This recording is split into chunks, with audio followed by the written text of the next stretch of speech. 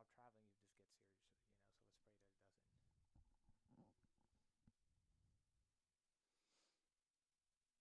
I heard there's 0 cases too, like I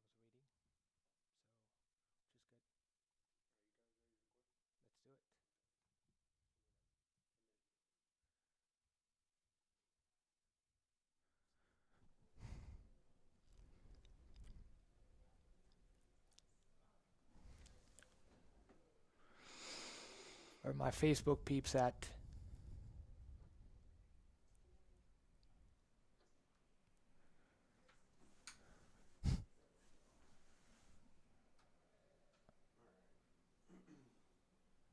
Did you get all of our Facebook streaming too? Awesome.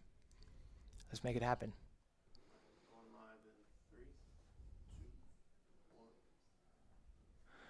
H-Town, welcome to another episode of the Texas Real Estate Radio Network, powered by Mr. Texas Real Estate. This is your boy George Salas, and I've got a very special guest in our show today, B&B Cash Flow Mastery. We have my boy Robert Neundorf. How you doing, brother? Good to see you, man. Absolutely, man. Did you have fun last week? It was a great event, we had a great time, and I think it's nice to put together, real industry experts, people that, aren't out there, just they're grinding every day to make their businesses work. They're finding out what makes it happen in the real stream of the world, and I always love coming together with like-minded individuals. Absolutely, absolutely. So my boy Robert right here is a professional Airbnb host with 40 plus properties. So, you know what, we're going to jump into. Tell us a little bit about yourself, my brother. I'm excited to have you here, man. So I want to hear what you've done in your journey, and we'll talk about that subject on the coronavirus outbreak and what are we thinking about how this is going to affect our industry, the short-term rental industry here in Houston and surrounding cities. So tell us a little bit about yourself, my brother. Sure. So I moved back to Houston. I moved here 2013-14 for the oil field. I've had a diverse background in sales and marketing. We have several oil field companies as a family, and we predominantly were buying and selling and brokering drilling equipment and technologies. We had moved here for a big project, and it was really just almost like a roller coaster right at the peak, and everything just went straight down. Invested a lot of money in a variety of opportunities that I'm just glad to say I'm still here in Houston waiting to get back on that. But, in that downturn, much like many people, whether losing a job, I was looking for a way just to supplement the income for my housing, do some kind of house hacking. And so a while back in 2011, we had heard about the Airbnb. Brian Chesky was doing, an entrepreneurial program, and I think it was either Harvard or MIT who was speaking. Mm-hmm. And we came about it, and we just had a house in Winthrop, that we said, hey, we got the spare room. Let's give it a try. And we did it for a couple months. It's funny. I was talking to my buddy about it the other day, looking back at the reviews, but, it just kind of popped in my head. Either A, I can bring in a roommate, or B, I can give this a try. And so this was a nice 2-bedroom, 2-bath condo right on Lake Conroe. And I said, let's try it. So I had thrown a bed in there, really just bare minimum.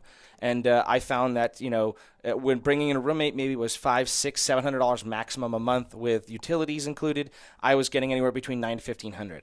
And so as the weather got warmer, I came across scenarios where I would just pack up my stuff, put it in my closet, which locked it up, and I would just leave. And I would just go, stay at my now wife house for the weekend. And, just it became such a great lucrative opportunity that I realized that there was something in this, and real estate, of course, had always been on my mind. Real estate is one way that many people, build not only wealth, but passive income and wealth. So I said, if I was going to take and get into this, I'd heard horror stories of my dad being a landlord years and years ago. I've heard landlord stories. I've, even once been a landlord's worst nightmare, Yep. But, just knowing that, you hear bigger pockets, these other places talking about $200 to $300 a month being a good return. And I just said, there's got to be something better. And so I liked this model. And little by little, over the next 5 years, I kind of found unique opportunities from friends. We had a hotel an hour away, but be right there in the heart of everything. So from there to boats to, then getting, anything from resorts all the way down to lakefront condos. I mean, so I've now diversed to where we're now both in Dallas and here in the Houston area, Kemah, Galveston, also some downtown city areas. But just slowly finding investors who either have spare available assets that they want to cash flow on, and we've turned them into better cash flow rate than just renting either furnished or unfurnished annual leases.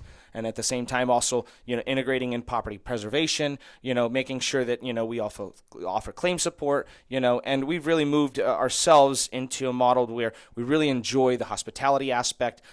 We have a kind of a tag phrase: we don't sell accommodations, we deliver experiences. And so, my early experiences with like VRBO go back 20 years, with our family renting, on vacation a place in LA for 7 days, and then we went down to Rosarito Beach and just rented this amazing home. It was 3 different condos on the side of a 90-foot cliff, and all glass, and in the living room, in the master, and Nice. it's beautiful. So it just built up this. We traveled as kids. That was what we did as a family. I love giving that wonderful experience. So that's where it's kind of translated now to where manage a variety of people's properties, whether it's business oriented. We've got properties up near the power plant project giving for per diem workers, which is a great. These people come and go.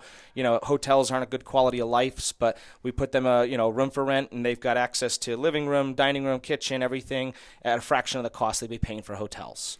Yep. So So the biggest thing, in my opinion, on Airbnb is, I mean, this business was grown and made so massive. I mean, they did $3.8 billion in sales last year.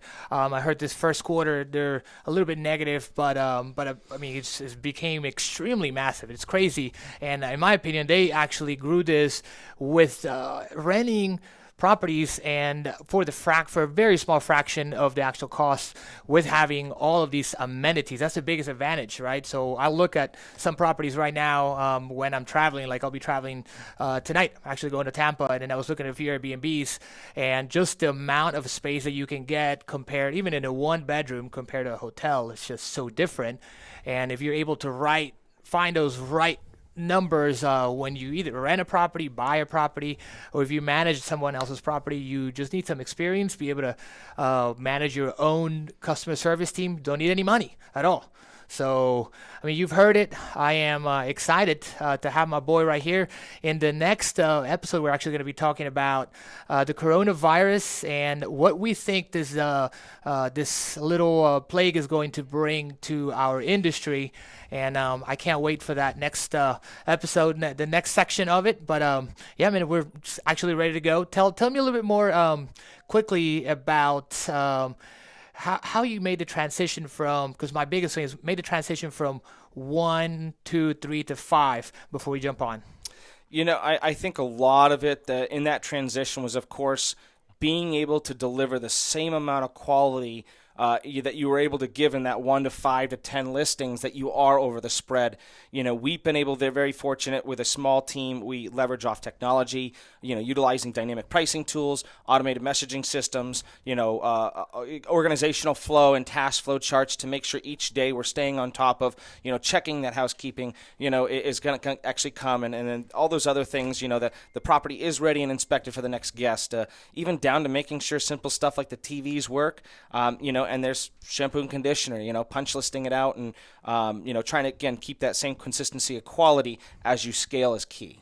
Beautiful, beautiful. I love it. So those were the ultimate nuggets, guys. The ultimate nuggets of some systems that my boy Robert has built. So I want to thank you. We're about to go in our next one, B&B Cash Flow Mastery. We'll see you in the next section. Almost there.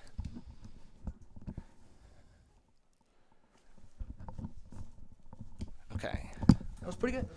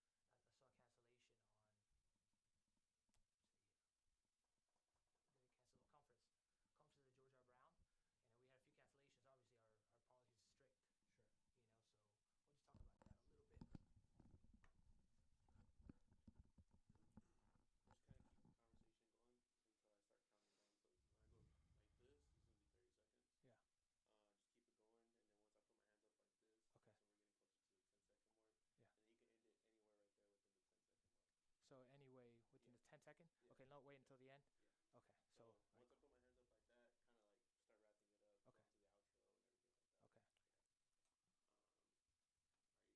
wrapping it up, okay. going to the outro and everything like that. Okay.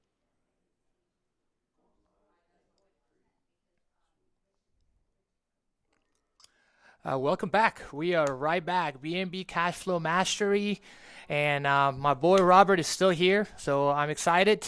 I want to introduce this segment with a couple of things, man. The coronavirus, the last few weeks, has been the talk of town, and I actually didn't think about it affecting our industry probably until a couple of weeks ago, because I didn't think that it was going to go this far as it has. There was a couple of people that died. I believe two so far. I was reading some news last night, but there's two people that have passed here in the United States. There's no cases in Harris County or Houston so far. So I was doing my readings because don't want to contract any kind of sickness. So the biggest thing right now is a lot of people on Facebook are saying this, okay? They're like, oh, man, the coronavirus is just like the flu. 16,000 people have died last year having the flu. Yeah, I read about it. I know that that's exactly what it is. But the difference is when you get the flu, you can actually cure that, and the virus can be killed. With the coronavirus, even if it's not as bad as the flu, it's a very consistent sickness. So you're gonna get sick, and there's no cure for it yet. So if I don't know if you've seen it, but if you stay sick, your immune system is gonna decay, and now you're gonna be able to contract other diseases and other pathogens. So that's what worries me the most. But I'm not really too stressed about it, and I just want to hear a little bit of my boy's opinion right here. So Robert, I wanted to ask you what your thoughts are, and then I'll give you my thoughts on how this pandemic is going to affect our industry. What do you think? I mean, I always try to be sensitive to, just what's going out there. I also try to be skeptical, knowing that, the media is, all, run by a variety, of different organizations. I mean, you talk to somebody who listens to CNBC versus that watches Fox News. If we were to talk about the first thing, the actual impact, I myself personally have found that here in the Houston market, whatever it may be, and maybe it's because of the way I price, I'm aiming for shorter term, but I've always seen a lot of my reservations short term. They're really, I'm not getting anything over the 30 to 60 days, except for, big target areas. So for example, up in spring, we've got the Ironman coming up. Now, I have yet to have anybody call, and message me and say, hey, we're canceling a reservation because of this.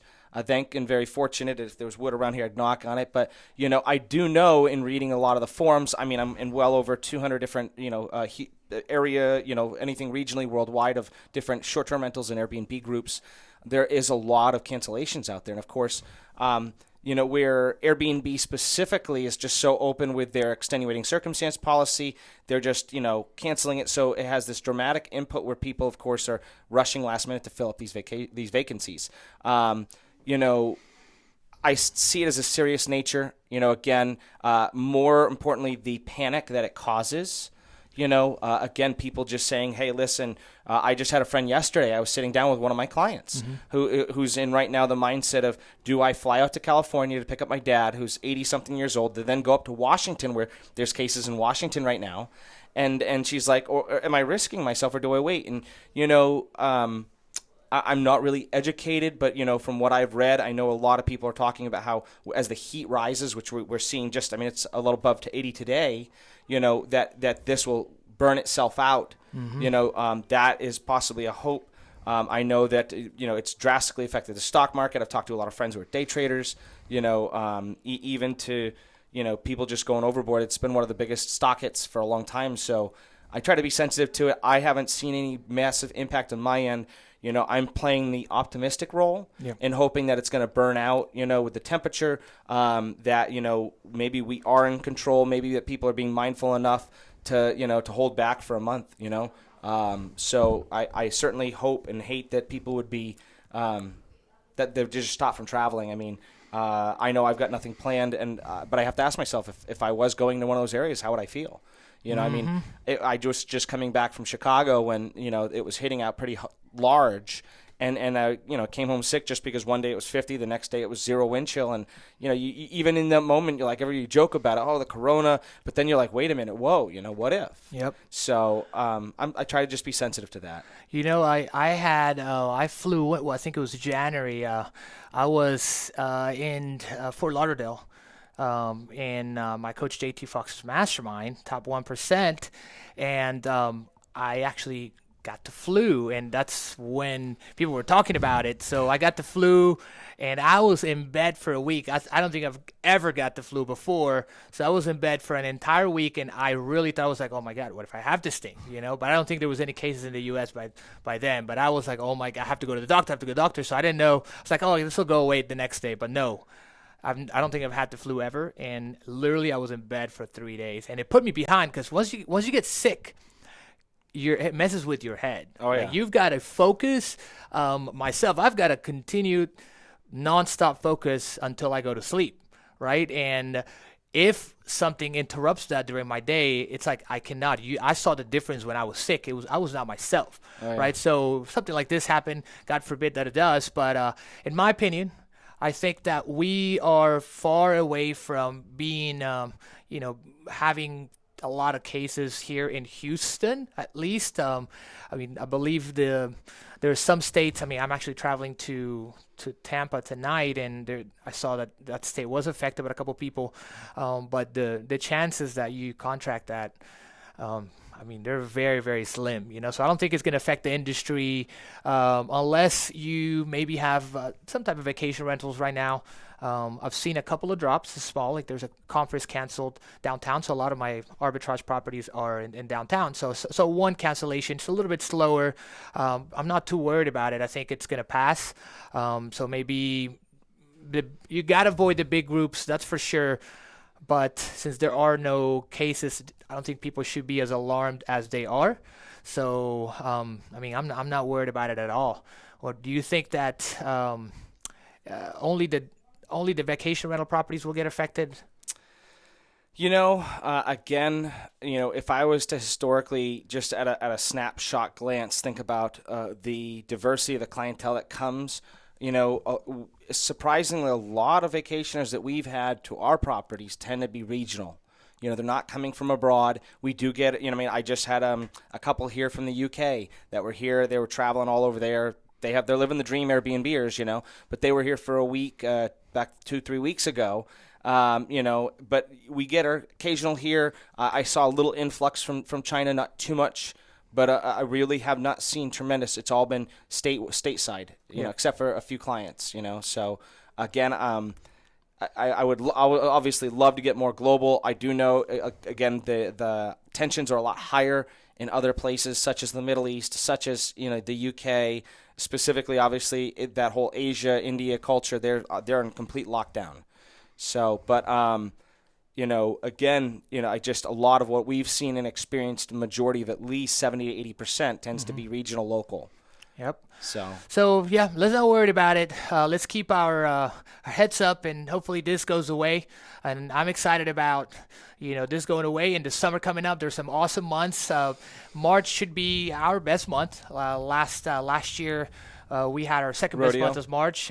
Rodeo, all the events that are happening, so spring break, rodeo, gotta love spring break. Downtown events. That's the start. It's like we got the lull in September, yep, and then January, but spring break is like, here it comes in bookings. Yep. So it's like the freight train's on, and we're on for a nice coast for the 2020, and right.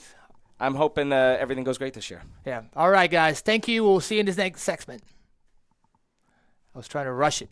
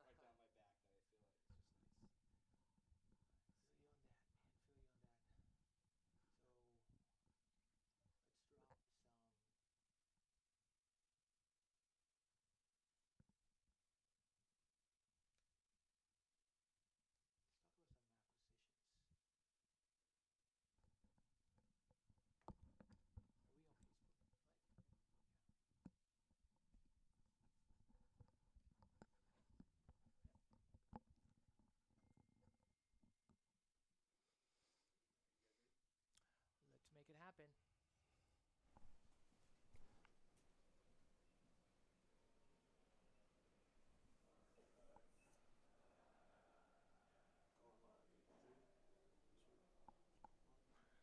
We are back. Texas Real Estate Radio Network with your boy George Salas, B&B Cash Flow Mastery. I want to kick it off with talking about some acquisitions. So last night, one of my boys, real estate fellow, industry friend, sent me a message, and I think this strategy is great, especially for Airbnb when you are in for very low. So it's like the same price as actually renting a property. So the strategy is called subject to and your exits Airbnb. So I'm going to introduce that. I'm going to tell you a little bit about what I do, and then I'm going to ask you what are some of your strategies for acquiring some of the management properties and rental and arbitrage properties you have. So in this property, or actually the 10K is the price that we're going to be in. So we're in the process of acquiring it right now. It's a beautiful 4.2, and the numbers are looking like 45K a year. So if you are in for 10K, and this is all in, when you take it as a subject to, which subject to is subject to the mortgage. You are purchasing this property subject to the mortgage, taxes, and HOA. So you're not actually going to be on the loan. So the responsibility and liability of that loan is off your plate. You do have the responsibility and liability to the seller. So it's a strategy that I've actually practiced a couple times. So I've executed 2 different subject to properties. One of them is one of our Airbnbs, and this one is in Hockley, Texas. So it's the first one in Hockley, and we purchased it for $5,100. Buying a property at 5% interest rate for $5,100 from my boy Thomas. Big shout out for you. I don't know if you're watching, but Thomas, my ninja, and it took us about $10,000 to stage all 4 bedrooms, a little bit of a nicer stage, and then shout out for my girl Jennifer Stewart, who did the entire job in 10 days, man, fantastic. And then I believe we were all in about 13 to 14 grand. So if you're able to buy a property, stage it with everything, and be all in for about 18 grand. Right? That's pretty similar to renting a property, not taking any equity, no ownership, obviously less risk. But what do you think, Robert? What would you do if you had the opportunity to take a subject to? Would you still rather do an arbitrage? I want to hear a little bit of your strategy and how you've actually came to strategize and acquire so many properties. So tell us a little bit about your strategy and what would you do if you had an opportunity to take a subject to? Because if you do, I've got one. So, one thing I love about this industry is there's, just a ton of different ways to get into it. Obviously, you traditionally have just the role of what I call vacation rental manager. That's no cost in. I'm just going to turn around and I'm going to take your property and I'm going to show you a better rate of return, by renting it out short term. And, that's the traditional vacation now called short term. Then on top of that, you also have the rental arbitrage. I'm going to come to you, George, give me one of your properties. I'm going to be responsible to pay, the rent on it. I'm going to hold a lease. Typically, you want something that's longer than a standard yearly lease, because who wants to put their business model on a 1-year lease? So 3 to 5 year lease, go in and furnish it at my own expense, go out there, rent to re-rent, the old, nothing new in that aspect. Then of course you got to partnerships to where, I'll go in and I'll say, George, just give me this property. We'll furnish it. We'll split the cost. We'll do a profit margin split. But, at the end of the day, we're going to be responsible cost off the top first. And then we do, the profit model. And then there's ownership. They all have different varying levels of liability, as well as coming in. Specifically, their point is how much capital you're putting in. So, even if you go into the purchase aspect, traditionally, you got to put 20% down. So if you can come into an owner finance or a subject to or some other creative financing methodology, I'm actually doing an owner finance right now with my clients. So you're selling it to them? Or no, I'm buying it from them. So they they bought it. We operated it for three months, and then they just said, hey, listen, any chance you want to buy this? And they made me an unbelievable deal. 4%, $1,000 down. It is a tiny home, so of course and I think it's about a $50,000, and of course then there's the cost of the land itself, because I don't own the land, I just own the structure. But I mean, we walked in and $2,700 a month on just a traveling nurse. So it's like, sure, absolutely, we'll take it. We're going into our busier season. So, but I'm always looking for ways, to take and creatively acquire properties because, of course, everybody wants the equity. The equity is that long term, building wealth, but cash flow is king as well. So in my mind, I always saw the rental arbitrage as the opportunity to build cash flow, or by managing other people's property, build cash flow, and then in turn, invest that cash flow into your own properties through opportunities like Subject to, owner finance, other opportunities, and then you continue to build that real estate portfolio, leveraging off those assets, continuing just to put 20%, meeting the moderate risks of 20%, getting senior debt on the other 80%, and just continuing to build. When you get a property, you got a lot of equity in, take more money out, go buy another one. And 20 years later, the idea is you've got this really nice portfolio of equity, also passive cash flow, and that kind of was my model, and that, I eventually will walk away from my managed business because I would have built it to the way I want it to be ran. Yep. So some people take this business as, hey, I'm going to make tons of money. Real estate's quick. No, it's not fast. You got to take your time. So if you're getting started, have patience. It's going to take a while, and strategize, get strategic partners, take loans. So I can tell you a little bit about my story of how I got started, but then we'll go for another 30 minutes, and we don't have that. But there's got to be patience, and there is a lot of time you've got to wait and be patient and just work hard. So, and one strategy I want to tell all you guys today, it's the compound interest, compound of your cash flow, right? So all of your profits, if you're profiting $1,000 a month on a property that it's bringing you in $4,000. If you're profiting, that's 25% profits, right? If you've got 5 of those, that's $5,000 a month. If you don't need the cash, then start compounding. Utilize the $5,000 to get another property. I actually did that strategy to grow my business. Not just at first, but throughout the last 18 months. So between both of us, I think we're like at 75 to 80 properties, right? 85 to 80 listings, 75 to 80 listings. Yeah, I think between us, we'd almost be just shy of 100. Yeah. So just compound interest, compound cash flow. It's a great strategy for me. Another strategy is actually what you're doing right now. We're getting an offer to manage $1 million property, and it's in Galveston, right on the water. I've got one that I'm rehabbing in Galveston currently, but this property, it's supposed to bring in about $100,000 in revenue, but since I have not done the island or any other vacation rental areas, I don't know if you've done it, but in my opinion, you're going to have your extreme peak season, and then you're going to have your low season. So I'm actually excited about taking this down, and Robert and I are talking about taking this down together because we've got some awesome things on the works for you guys. So yeah, man, the last thing is I'm going to have to bring it up, guys. We have an event this weekend, and I've got a couple of minutes to finish up, and we are sold out. So our first B&B Cash Flow Mastery is completely sold out. It's going to be right in Katy at the Home Suite Homewood Inn, and I just wanted to tell you about the next one. If you'd like to come and join us, we've got an awesome event. It's a 2-day Airbnb Cash Flow Mastery live event, and we're going to be covering from A to Z every single thing of how to build, how to start, how to operate, how to manage, how to scale an Airbnb business. Are you coming, Robert?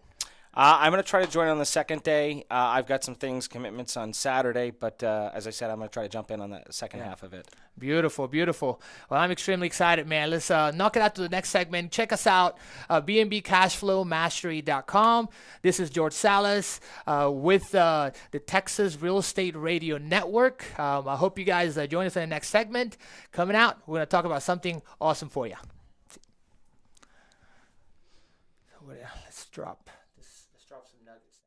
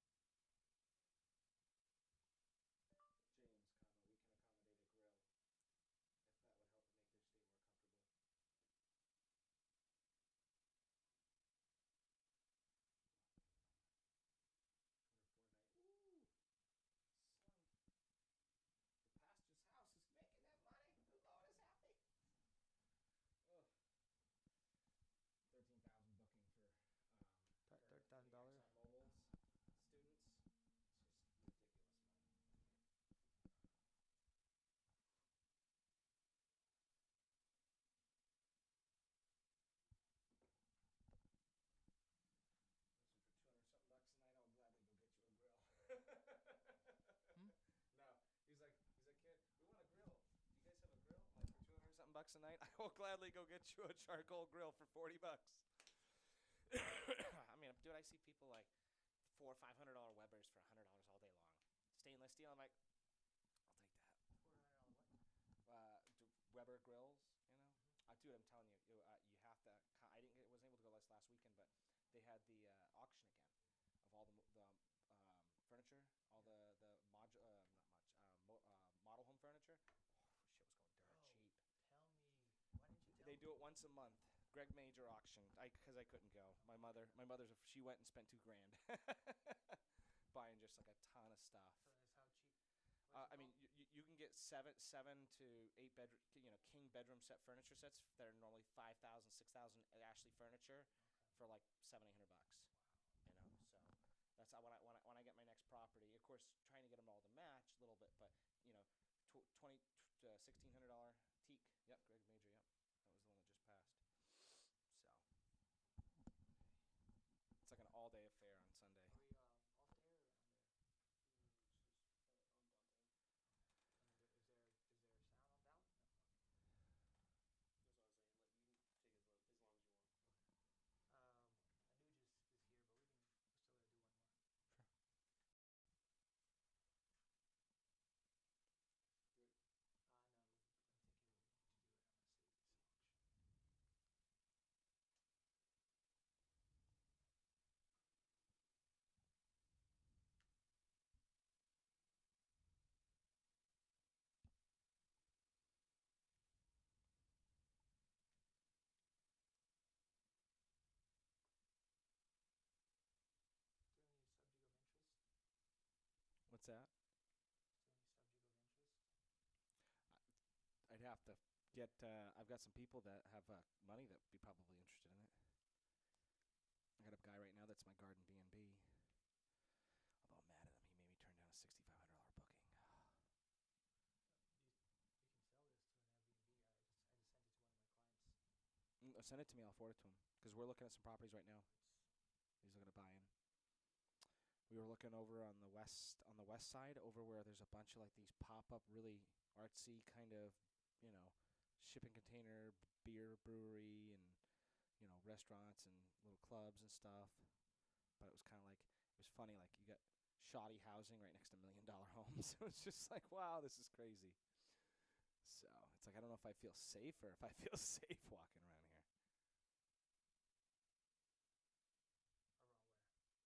I'd have to look and see what they call it exactly. But it's like one of those up-and-coming urban areas. He wants it.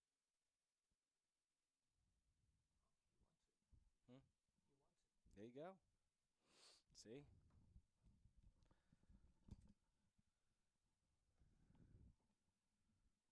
I mean, been asking me for a property for like.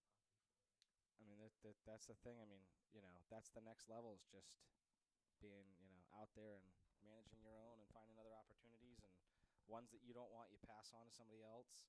Like I said, I was talking to a buddy about where I was just had looked at a lot of the profit models margins, everything from REITs to multifamily, single family, and beyond short-term rentals. Like the thing that was drawing the most cash was mobile home parks.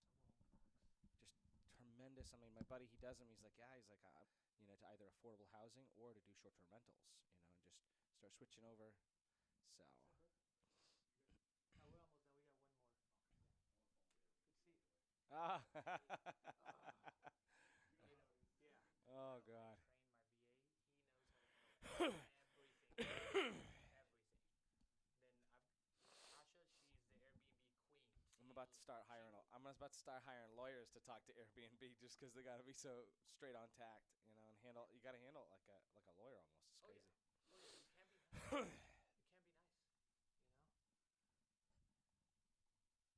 You can't be nice. Stern and firm. I start out nice just to make sure I'm getting the right person. Yep. Like, hey, what's going on? No, absolutely not. We're not gonna allow this. All right, let's do this. All right, last segment. Going live in 3, Welcome back. Your boy George Salas, BNB Cash Flow Mastery Show with a special guest, Robert Neundorf, and the Texas, Mr. Texas Real Estate Radio Network. We are right here, and I continue to mess that up. I don't know why, but I love it. Practice makes perfect. Let's jump into some fun stuff. All right, let's talk about what we were just talking about, right?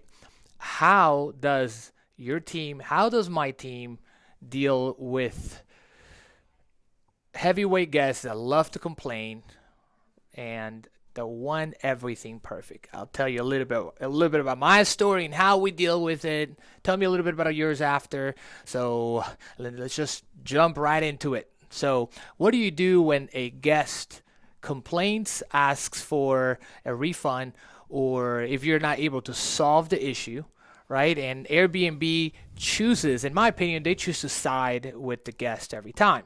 So what I do is, first of all, they will message us like at 3 in the morning and we'll give you an hour. I'm like, can you please not message us at 3 in the morning? So if you guys ever get a message anytime after business hours, you request to Airbnb to put a note, but for some reason 90% of them have missed it because there's always a case manager, right? So I would say always message them. That's for strategy number one if it's after business hours, and let them know that any issues that have to do with claims or refunds or issues that are not emergencies to be dealt with 9 to 6. That's just what we do. Now when it is 9 to 6, what we do is we've built a process, and the process is about a 10-step process that goes between a couple of departments. And the process consists of making sure that we get the accurate information from the conversation with the guest, right? You get the accurate information from the conversation with the guest. You store it somewhere because we've got different departments. We utilize this tool called Trello, which is great for task management.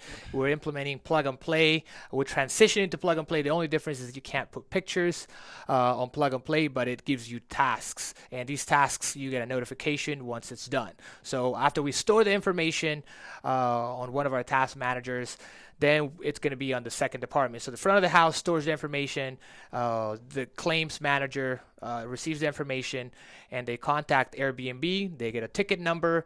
From the ticket number, they're able to analyze the situation. So if it's an issue caused by the guest, our ticket number will serve us to make the claim.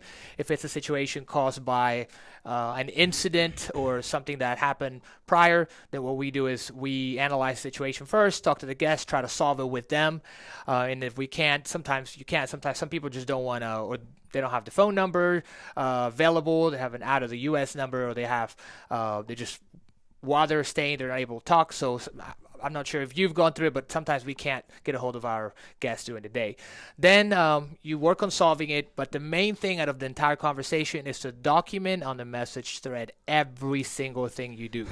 Every single thing, because at the end of the day, if you get a text message and you communicate through there, and then the guest messages Airbnb, calls them and sends them proof, you're not able to actually take the screenshot because you didn't know, and you don't put the communication on the message thread in the photos, or if you fix the items, make sure your team knows. This process has to have a point that says, hey, make sure that the claims person takes the information, and whatever proof of the item prior, if we did something wrong, then the item prior is shown, and we're trying to solve this in the message thread. Then if we fix it, then we put it on the message thread that we fix. So for example, cleanliness issue, we do exactly that.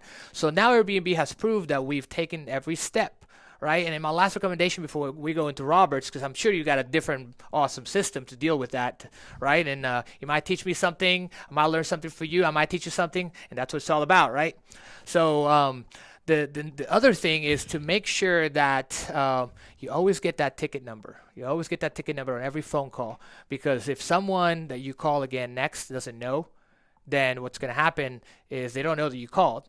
They're not going to find your ticket. So you never made the call. It's happened to us before. We learn from our own lessons, and we're able to implement that into our system. So we've got a 9-step system, and we call it the interloop claims and refunds process. So tell me about it, brother. How do you handle these types of situations?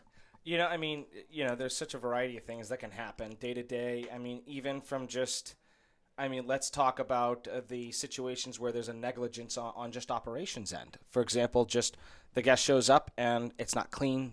Maybe it's not clean to their standards. Let's just debuff all of the ideas of, having mischievous guests, ones that want to get a one-up on you. Let's just talk about daily. So, I mean, even things like that, we were talking about it a couple weeks ago. I think you were even in the conversation where Americans have only 2 weeks out of the year for travel. It's actually the lowest in all of the world. I mean, barring going to a third world country. But, so when it comes to vacations, there's such a high level of expectations. Even to the point where, there's a high level of expectations to just, I think people have a 5-star mentality, 5-star wanting a 5-star place. The question, of course, at the end of the day, you have to ask, what'd you pay for it? But, everybody still deserves a quality, clean place, most of all clean. So the most important thing we always do when any issue comes up, is we pick up the phone and we just call the guest because we want to just get a true assertion. Not only that, but a voice over the phone. The system is already set no matter what platform you're using. It's all automated, even to the check-in process. Our messages for check-in they go out 1 hour prior to arrival, so, but whereas there's still great communication, a lot of it's automated, it's by text, a lot of people like that. They like to just, we can jump on right now, me and you, we can book a place and we can be checking in a couple hours and not even have to talk to anybody. A lot of people like that convenience, but at the end of the day, when there's something that's going wrong, to pick up the phone and be like, Mr. and Mrs., hey, we hear you, we hear what you're saying. Give us the opportunity to, identify address. We stress in all of our communications, if we're failing to meet a 5-star expectations, please let us know immediately. We'd rather refund you than risk a bad review. So a lot of it is just picking up the phone because I hear time and time again in horror stories, no communication. So, I mean, whether it's in the middle of the night, I do have a VA that just monitors, and if it's something that he can't answer, very simply, then he will wake me up in the middle of the night. And there have been circumstances, situations. I had a woman, she, walked out of the hotel at 3 a.m. and left her key cards inside and locked her, and we had to get security, and she's crying, and she's just, and so, but, you just do what you can to address the client's concern. That's the most important. We go through, again, a strict documentation, even though we may pick up the phone and be like, okay, we're gonna message you over the system, because don't think that by us not communicating with you, we're not doing anything, but rather we're staying on top of this and we're being proactive. But we're gonna message you through the system updates just so you can see it. I mean, and then again, claim support. It's documentation. I constantly see a slew, and I've been very fortunate in a lot of my claims. Beyond fighting Airbnb on the timing of 45 minutes of one guest leaving, the other arriving, as you have to document a ticket before the next previous guest stay. Well, we were rushing to take care of take the place, getting ready for that same day check-in. Exactly. And so we're arguing, we have no problem. We're going to go to small claims on that because the Airbnb disputed, said, hey, no, it wasn't. But, it's all about documenting, picking up the phone instantly, getting that ticket number, to reference point back to dotting the I's, crossing the T's, and having a really good process. So I love it. I love the 5-star experience. That's one of our core values. So if you're going to get into this business, make sure that you are in to provide a 5-star guest experience. It's the number one thing that if you do offer, then you're going to be on point, you're going to get great reviews, you're going to continue. So join us on the next episode, bnbcashflowmastery.com. Thank you guys for joining us today. Thank you, Robert. Thank you. We appreciate you, man. Cheers. Thank you so much. Absolutely. Perfect.